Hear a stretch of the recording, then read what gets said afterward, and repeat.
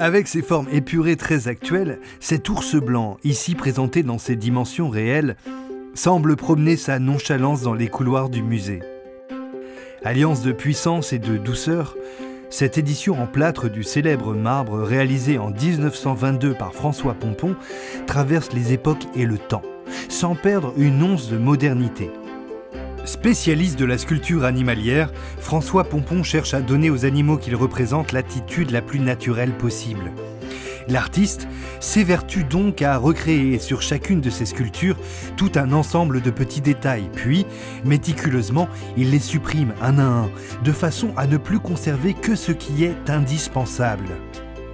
Longtemps boudé par le succès, François Pompon a travaillé pendant presque toute sa vie en tant que praticien pour les grands noms de la sculpture comme Auguste Rodin ou Saint-Marceau.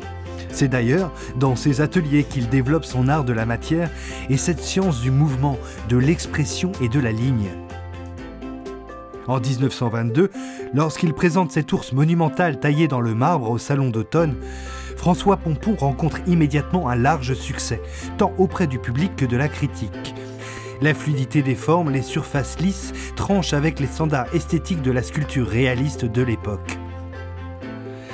À 67 ans, le vieil homme timide et discret savoure cette gloire tardive à sa juste valeur.